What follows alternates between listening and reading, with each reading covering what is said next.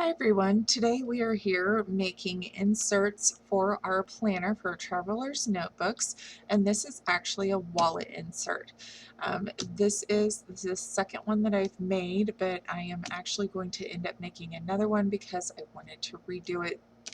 This one here was just my learning process one. The first one was just a super basic throw together one. So the first thing you want to do is you want to find your pattern paper. You can get this at Joann's, Hobby Lobby's, Michael's, Amazon, wherever you want to purchase those at. And then you will also need a 3 mil or a 5 mil laminate sheet, whatever you prefer to have. The 3 mil will give it a lot more flexibility. You will also need a baseball card sheet, storage sheet, and you might want to use a few of these. Uh, these I have found are better just because they do hold up and they are a lot more sturdier than the ones that you can buy, like the wallet inserts that you can get at say Walmart or wherever. So first things first, you're going to want to measure and see what size is going to work for your planner. You can either utilize a current booklet in your planner, or you can just get a ruler and measure it out that way. Mine is 144 centimeters by 200 centimeters for this one. So it's a pocket size, and I like it just because I made it a tiny bit bigger just because I want everything to be covered up and well concealed. If I'm carrying this, people would probably just think, you know, it's just a little book that I would be carrying, and little do they know it has like my credit cards and everything in here. So get your paper picked out, and what you'll want to do is cut it down to size. And what I do is I round the corners. I purchased this little corner rounder at Hobby Lobby, and I think I used a 40% off coupon, so it was relatively inexpensive. And what you will do, and I didn't get this lined up very well, there we go. What you will do is you will take this piece, and this is the piece that you're going to be laminating. So you're going to want to distinguish your front from your back right out the chute, just because when I stuck mine together, I actually usually just fold these over, and that's why the writing is upside down on the inside. So kind of keep that in mind, making sure that you know which is going to be your front. Might be a good idea after you get it laminated to put a sticky note like on the front, just so that you know what is what. Okay, so once you get your paper cut, and the next step is going to be to cut or trim down these inserts. Now basically what I do is I just go right next to that heat seal, and I will cut off that outer edge, and then there's always seems to be a little extra on this part, so I just once again go right next door to that heat seal and trim that off. So once I get those trimmed off, then the next step that I'm going to do is the heat seal that you see here, we're going to go directly down the middle, and we're going to just cut that down. And this part you will not need. You can use it for other stuff later on, but I usually don't cut the heat seal directly in the middle. I kind of go a little bit off just because I want to have a good seal on the top and the bottom, and this is, you know, just a good way to do it. I have done individual ones, and I like to make little pockets out of them that I can stick like in the inside or the back panel of my planner, so that I can put little things in there, like paper clips or sticky notes or stickers. That's what I do with mine. So here you're going to have essentially 3 pages, and what I do is there is a little bit of a gap in between the heat seal of the top pocket and the opening of the bottom pocket. And what you want to do is you just want to go right in that gap there and just cut right there or just below the heat seal line,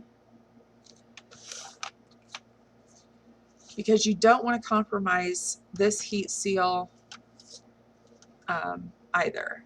So let's get that lined up, cut those off, and there we have 3 of them. Now I do like to utilize my quarter round just because those edges can get really, really sharp, and I just like to cut those down just so that they're nice and round. It does not mess with the integrity. I have the shallower one. There's a deep cut one, and then I got this one, which is a really, really small corner, and that's what I like to use it for, is things like this, because I don't want to have, you know, hugely rounded corners. Okay. So on to the next part. Once you get everything cut out, you cut out how many ever pages you want, and then if you want to put pockets on the shell of your wallet, you will want to cut 2 more pockets for that. Okay, and then once you have that all taken care of, what you're going to do is, and my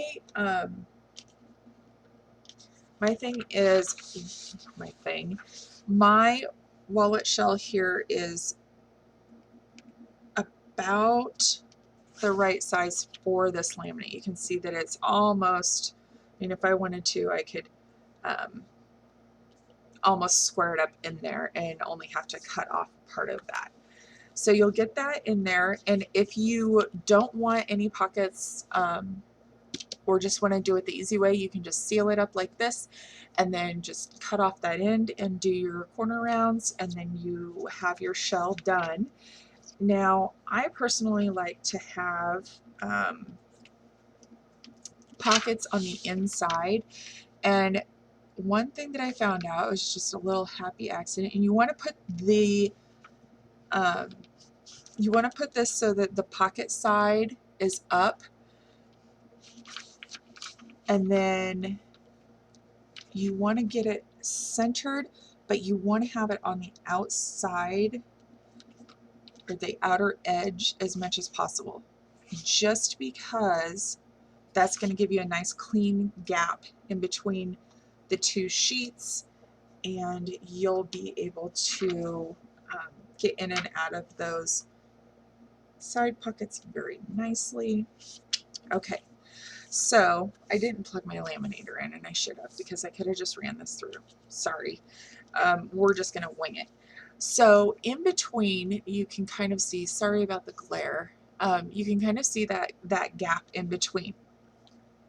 Now, normally what I do is I will cut all my pockets, and then I cut a little indentation here. And the reason being is because then that way that gives you a little more wiggle room to get your cards in and out of. And you can see here, here's the outside edge, here's the inside edge. That's what I do for the inside pockets. Now for the outside pockets, or the pockets on the shell, and you want to make sure that this is free of any air when you send it through your laminator, just because if you have a bubble, it can create a ridge, and then your product will get, or your shell will get stuck in the laminator, and you don't want to have that happen. If you don't have a laminator, a lot of office supply stores will laminate this for like next to nothing. I think if you purchase the laminate sheets there, then they will just go ahead and laminate it for you. And our local guy, he's so sweet. He just lets you, if you bring in your own laminate, he just lets you use the machine for free, so long as you're not there taking up a whole lot of time. So with that being said, what we would do And I'm going to kind of draw it out here. Instead of cutting it, I'm going to draw it so you guys can see. Okay, I'm going to turn it this way. So the edge of my pockets are right here. So what I would do is I go for that edge and then go in just a tiny, tiny bit. Okay, come down to here, come over here, and you can make this as deep as you want. It's all completely up to you.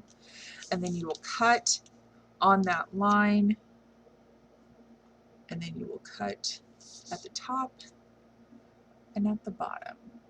And you will do that on both sides. So when you get done, I don't know why the heck, oh, I got some tape down here, it's sticking to.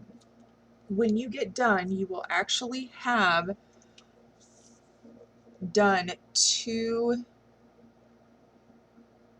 little boxes on your shell. Okay, and then what you will do with a very light hand, you will cut just like where I showed you, and they don't have to be perfect because the great thing is they're clear and no one's really going to know. So, and it'll be more on the inside. So once you laminate it and then you cut these boxes out, you will lift that up, okay?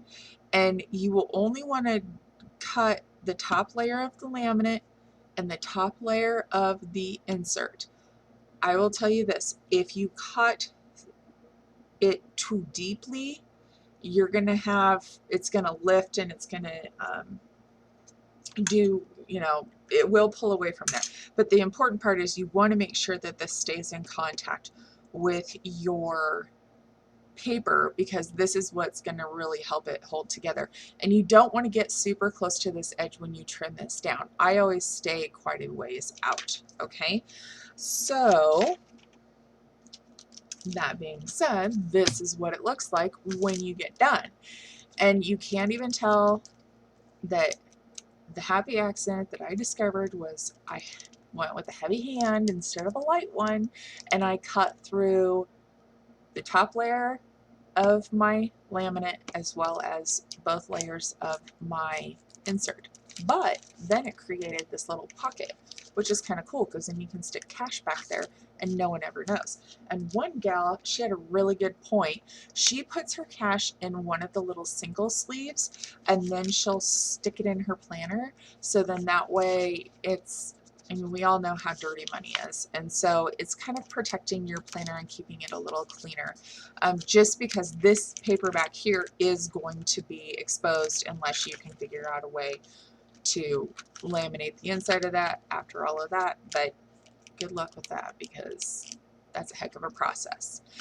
So the next part that we're going to be doing is going to be the inside pieces. And I already put in one here so that you guys can kind of see.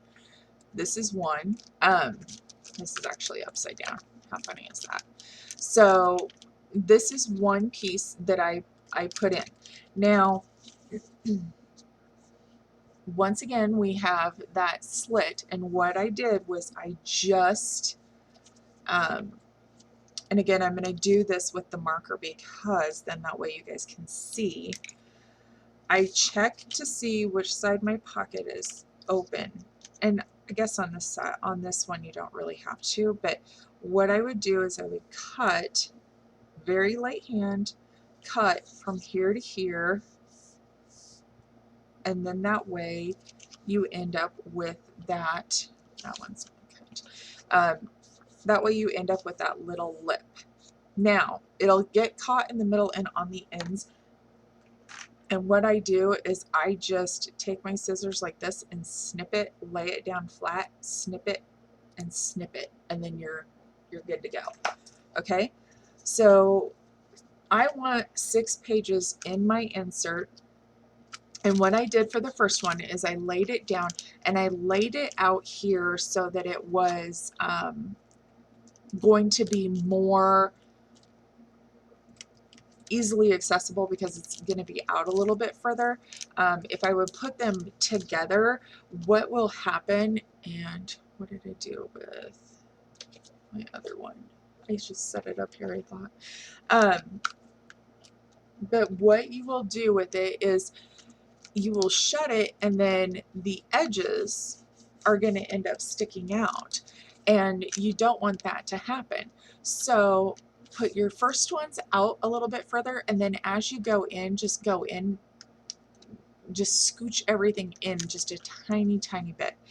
Okay, so then the next thing, and I say use packing tape. Don't use Scotch tape, because Scotch tape is a joke when you are doing stuff like this, because it doesn't hold. Scotch tape is great for so many other things, but this is definitely not one of those things that you want to do this with.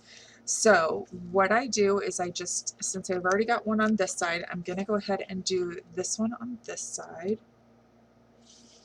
Sorry, stay in the frame there. And I am going to make sure that it's at that outside edge. And then I have a bunch of pieces of packing tape above, already pre-cut. And then what you will do is you will just lay that down, make sure that you're not covering your inside pocket, because then you won't have access to it. And I have to give Paris Friday, my friend, my dear sweet friend Paris, a shout out, because she is the one that inspired all of this. So thank you, Paris, because you are awesome. And she also inspired my my 6-pocket folder in my planner too. Okay, so once you get this taped down and you know you have access to these pockets, what you will do is you'll flip it over, and this is where it kind of gets tricky, because you want to make sure that you don't cover this or this. But this backside, you can tape that to your little heart's delight, because A, it's clear, and B, your access to your pocket is on the other side. Just cut that off. You don't want to fold it over, because if you fold it over, it's just not going to work. And I've got a little thing here that I want to, and the great thing is you can lift it up if you need to. I keep pulling this out of frame. I am so sorry. So then once you get all of your pages in here, and it doesn't take that long to put your pages in, because what I said I wanted to do 6 total pages, so make sure my things are all lined up.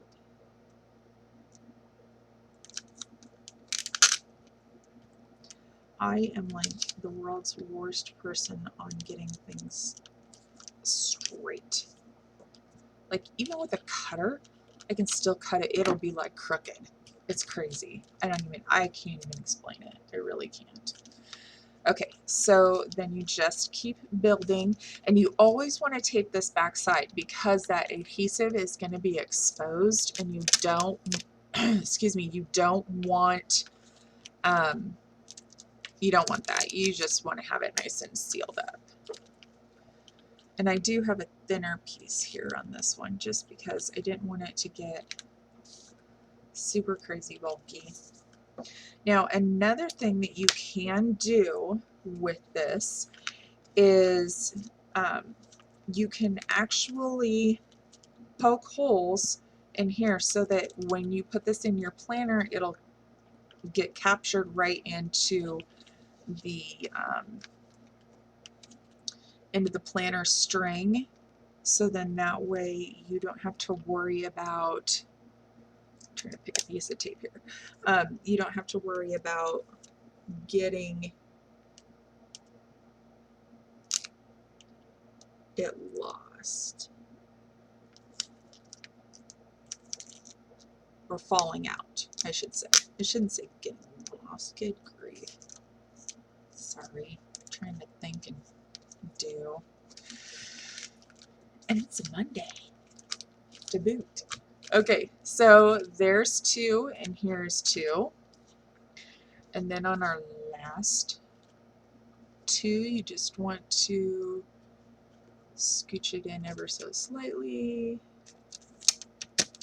And did I do the back side of that other one? Probably not. No, I did not. Good grief.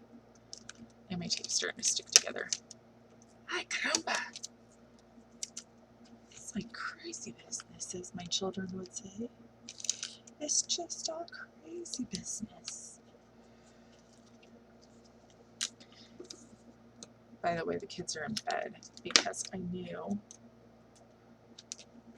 that it was not going to be working out so hot if they came in here while I was doing this.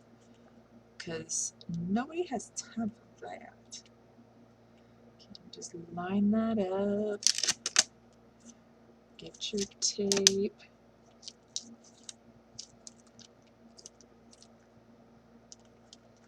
Make sure you check which side your pocket's on. Oh my goodness.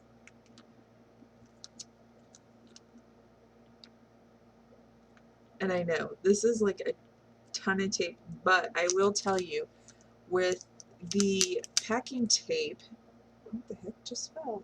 I have no idea. With the packing tape, since it is so wide, for these, I generally will take it and cut it down the middle. So instead of it being this wide, then it's only like that wide. And I cut it in strips, and I have it just hanging here on my desk, so then that way it's not in my way when I need to use it, and it's right handy when I do need to use it. Now, the other thing that the tape also does is it kind of reinforces the spine of your wallet, so then that way it's less likely to tear or rip or whatever. And did I do 3 on each side already? 1, 2, 3. 1, 2. Okay. I thought I was losing my mind for a minute there. Okay, so I'm going to put this little jobby in here. Now keep in mind, when you get to the very last one, this is where it's going to be open on both sides. And so, sorry, I keep doing that. It'll be open on both sides, so you want to make sure that your tape does not interfere with either side for the pockets. I don't really like this piece, but I'm going to use him. And the great thing about this method is the fact that you can actually add to it if you want to. I don't know where my boning tool went. Haha, as soon as I say that, I find it. Okay, so I usually run it down really good, just so then that way it doesn't have any air bubbles or anything like that. And then when you close it, it's actually inside your little wallet thing. Okay. All right. Now the next thing I'm going to show you is how to make the privacy pockets, because I do feel, oh, look at that, I ripped it. Whoops. I do feel like you don't want to run around with tape on your cards all the time. This is just a gift card, but what I do is I just utilize scraps from my other planner booklets that I use, or even, you know, you can use regular paper if you wanted to, just however you want to do it, and just cut them down and fold them so then that way they mimic your sheets here, and you will have a little access area for your card. I use a card to push this in because it's way easier. See, just like that. Whoop. And then if there's extra here and you don't like that, you can either refold your paper, do a different paper, or you can cut that down. To me, I'm going to pull it out just a little bit, and I'm just going to kind of go with it because I don't want my card so far back in there that it makes it difficult to really grab it. But right there, that seems to be a really great fit. So with that being said, pull that out, and then I have a little hole punch that I use. I think I got this one at Hobby Lobby as well. Hobby Lobby should sponsor this video. I don't even know. So I go in there about halfway, and it gives you a little notch, and that's when you can stick your card in there. And so now the great thing with this is the fact that not only your front is protected, but also the back of your card is protected because that 3-digit code is on the back. And another great utilization for this is if you have 2 cards back to back, you can write, you know, the top one can be your front one, and then you can write down below here what your bottom one is in there. And if you want to make it really pretty, or, you know, even individualized, I don't even know where the heck that went. You can, we're going to pretend this is a picture. You can slide the, that's not going to work super well.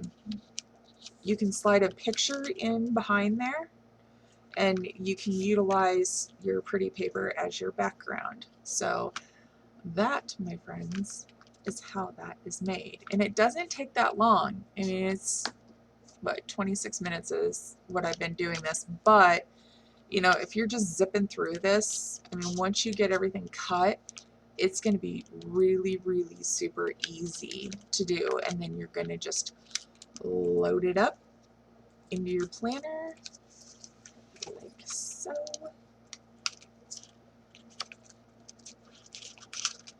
The other thing you can do